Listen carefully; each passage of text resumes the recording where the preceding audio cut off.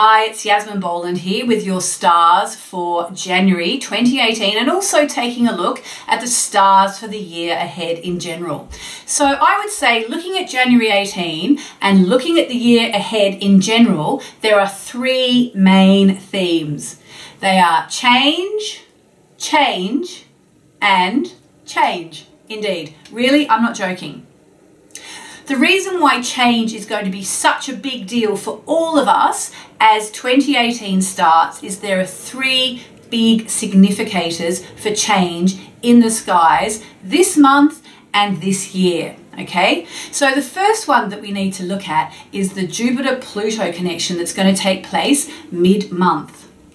Jupiter is the planet of plenty, the planet of amplification. So whatever Jupiter touches blows up. And Pluto is the planet of transformation. Transformation which happens from the inside out.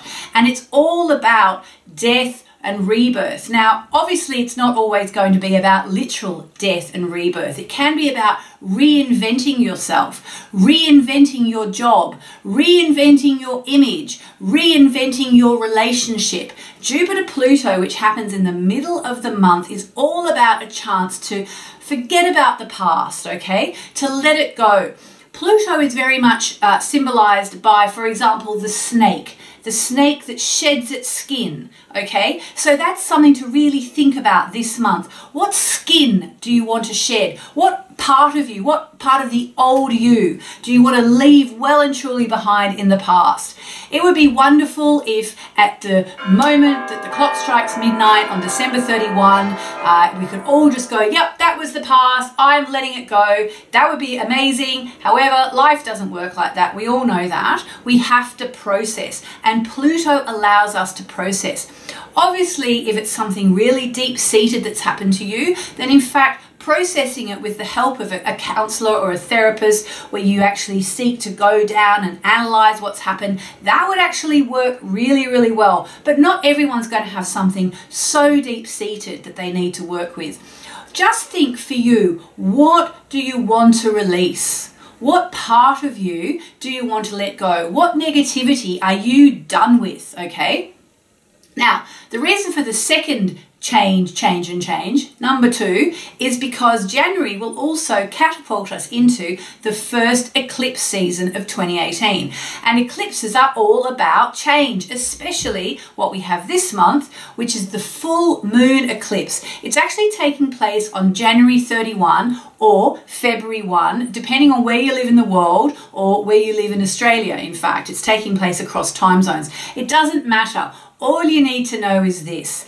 On the night of January 31, wherever you are in the world, okay, take a moment to do a bit of work on yourself. Okay, so just like Jupiter-Pluto in the middle of the month is flavoring January and making it all about change, making it about sloughing off the dead cells, letting go of the past, releasing the negativity, along comes the full moon eclipse at the end of the month with very similar properties, very similar qualities for you to work with. So again, think about, what do I want to release? What do I want to let go of? And in particular, because it's a full moon eclipse, think about, who do I need to forgive, okay? What happened in 2017 that I need to forgive? Do I need to forgive myself for something? Do I need to forgive someone else? And take a good 15-20 minutes by yourself if you can, light a candle, put on some beautiful music and spend some time writing out whatever happened to you. And you might go, why do I want to write out all this negativity, all this bad stuff? Why do I want to write that out? It's just focusing on it. Well, the fact is that we need to express it, okay? So you think about, we say we express ourselves when we write things out. It's also like expressing something out of us, okay? So express it, put it on paper. Then I want you to spend some time forgiving anyone involved in the situation. And remember, forgiveness doesn't mean what happened is okay. It means you're letting it go. And then you need to burn the paper, okay? Burn it, and the transmutation of the paper into the ethers will help you further to release the negativity. Full moons are always about letting go, and a full moon eclipse is double that. And full moon eclipses are also about slamming doors shut. They're about change that we absolutely have to have. Even if you're clinging on to someone or something, the eclipse will come along and say, nope, you know what needs to go, and now it's going to go. You don't have to worry. Anything that's meant to be is not going to suddenly magically be taken away from you. But if you need to release something, a work situation, a home situation, a relationship situation, the eclipse is going to make it easier for you to let go, perhaps inevitable for you to let go. Remember, eclipses are like when the universe changes gears, okay? The eclipse is like this thing that puts us back on the path that we are meant to be on. So they're the two reasons why change is such a massive, important theme for January 2018. But I said change, change, and change. So there's Jupiter, Pluto, the eclipse, and then the third change is for 2018. In May this year, we're going to have an astrological event which hasn't happened since the 1930s. Okay, and it's going to be the move of the planet of change, Uranus, out of Aries and into the sign of Taurus. Now, this is going to mean something different for everyone, and I will go into that in the horoscopes as we get to May. But right now, I just want to give you a very brief synopsis of one of the major astrological themes for you this year, okay? And even though it's not happening until May, you're going to start to feel it, okay?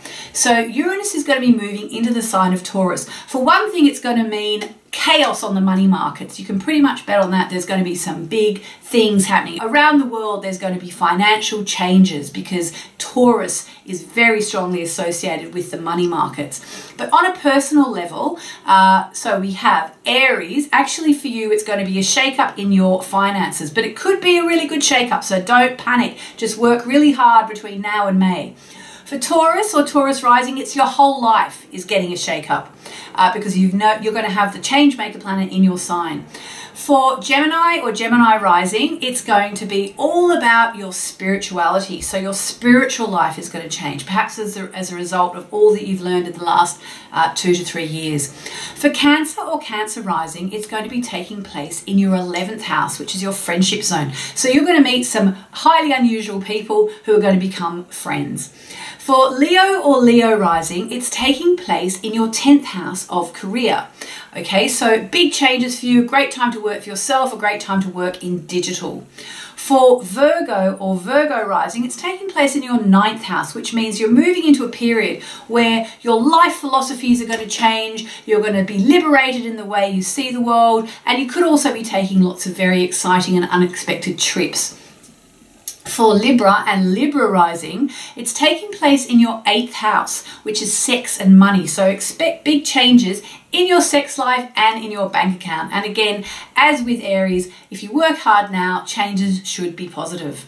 For Scorpio and Scorpio rising, well, Uranus is moving into your love zone, which is potentially as crazy and rude as it sounds.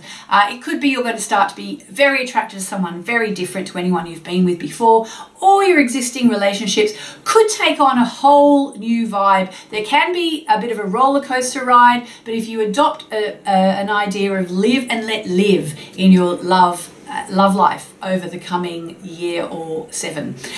Okay, so then we have Sagittarius or Sagittarius rising. Well, having had a very rigid and regimented couple of years with Saturn in your sign, that's now over.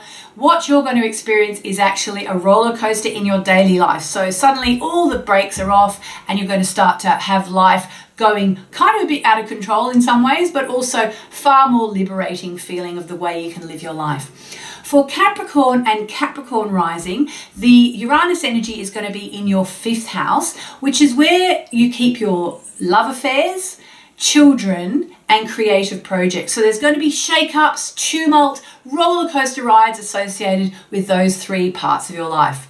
For Aquarius and Aquarius rising, well, this actually matters a lot to you because Uranus is actually your modern ruling planet, and it's going to be taking place in your 4th house of home and family, okay? So big shake-ups, buying, selling, moving, all sorts of big things happening for you on the home front.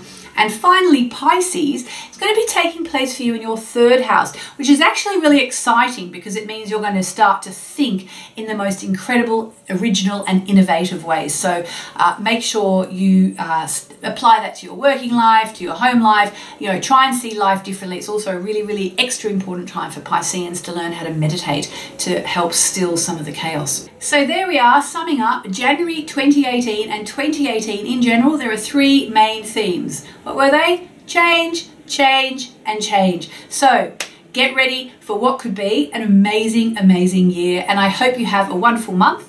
I hope you have a wonderful new year, and I'll speak to you next month.